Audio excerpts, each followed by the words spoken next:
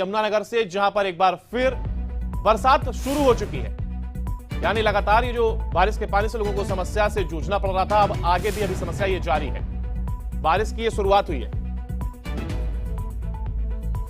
यमुना नदी में लगातार समस्या बनी हुई है। बरसात के चलते पानी दोबारा से बढ़ने की संभावना जताई जा रही है, क्योंकि बरसात शुरू हो चुकी है। यमुनानगर से बड़ी खबर, हथनीकुंड बैराज पर पिछले सालों में रिकॉर्ड दर्ज पानी बढ़ा था और अब एक बार फिर यह समस्या बढ़ गई है। यमुना नदी में लगातार 1.5 लाख क्यूसेक से ऊपर पानी बह रहा है और यही वजह है कि यह समस्या का कारण बन रहा है। लोगों को दिक्कतों का सामना करना पड़ रहा है। यमुनानगर में ये नदी के कैचमेंट एरिया में फिर से बरसात शुरू हो गई है। यानी कि बरसात शुरू हुई तो चिंता की लकीरें माथे पर एक बार फिर सिकन बनकर उभर आएंगे। बरसात के चलते पानी दोबारा बढ़ने की संभावना जताई जाने लगी है। यानी एक बार फिर लोगों की समस्या भी और बढ़ सकती है। हथनीकुंड बैराज पर पिछले साल के मुकाबले अब दर्ज किया गया है पानी।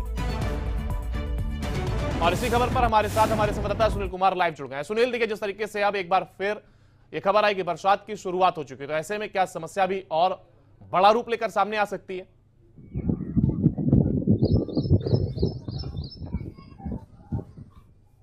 जी बिल्कुल अंकुर, एक बार फिर से कैचमेंट एरिया में जैसे बरसात शुरू हुई है उससे जो है पानी दोबारा से बढ़ने की संभावनाएं जताई जा रही हैं।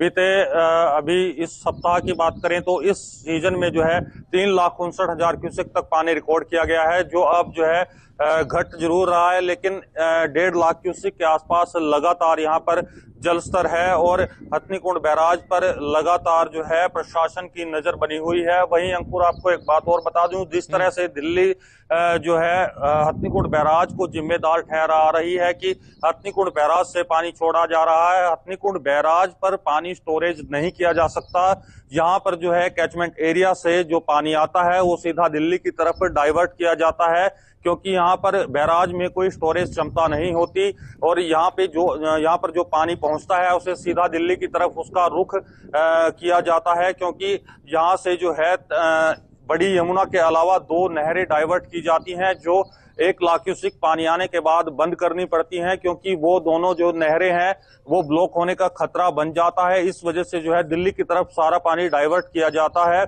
और हथनीकुंड बैराज पर किसी भी तरह की स्टोरेज की क्षमता नहीं है। हथनीकुंड बैराज पर जितना पानी पीछे से आता है उससे आगे सीधा भेज दिया जाता है और जिस तरह से एक बार फिर से सुबह जैसे यहाँ पर 1,50,000 क्यूसेक पानी बह रहा था, धीरे धीरे बढ़कर यह 1,60 तक जा पहुंचा है। हालांकि एक बार फिर से ऊपर से कैचमेंट एरिया से खबर है कि अब बरसात जो है हल्की है, जिसके चलते अभी जो है लेवल 1.5 लाख के करीब ही यमुना में बना हुआ है। फिलहाल ये देखने वाली बात होगी कि आखिर कैचमेंट एरिया में कब बरसात रुकती है और कब जो है ये लेवल कम होता है, क्योंकि यहाँ का पानी जो है हथनीकुंड बैराज पर जब इसे दर्ज किया जाता है इसकी पानी की समस्या लगातार बनी हुई है और हम ये सुनने को आ रहा है कि हथनीकुंड बैराज से पानी छोड़ा जा रहा है। ऐसे में देखिए वहां पर तो पानी को नहीं रोका जा सकता, लेकिन प्रशासन की ओर से क्या इंतजाम किए जा रहे हैं? जब पानी का लेवल बढ़ेगा तो कैसे लोगों को समस्या से दो चार ना होना पड़े, इसको लेकर के क्या कुछ कदम उठाए जा रहे हैं? क्योंकि ये कह देना कि हथनीकुंड बैराज से पानी आ रहा है या पीछे से पानी आ रहा है, इसकी वजह से जलस्तर बढ़ रहा है, तो ये हम बता करके कोई शांत तो बैठ तो नहीं सकते हैं।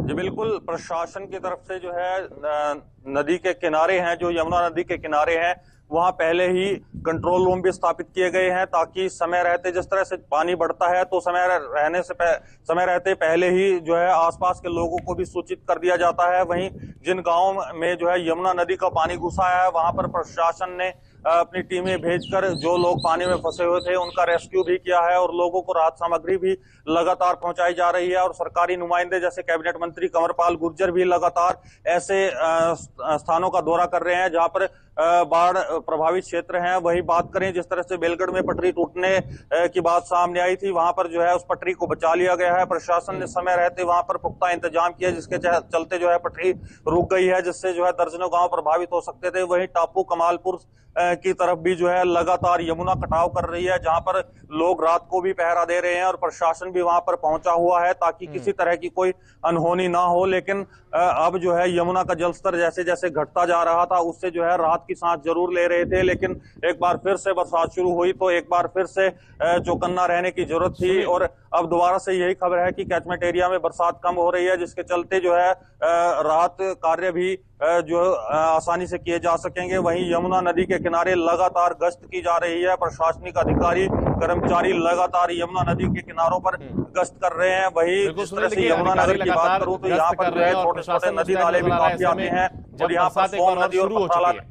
तो फिर ये और जानना चाह रहे हैं कि मौसम विभाग की ओर से अब आगे का क्या अलर्ट है? क्या अभी इसी तरीके की बारिश होने के आसार जताए गए और कितने दिन और बारिश हो सकती है, या फिर रेड अलर्ट या येलो अलर्ट मौसम विभाग की ओर से क्या कुछ अपडेट दिया गया है लोगों को?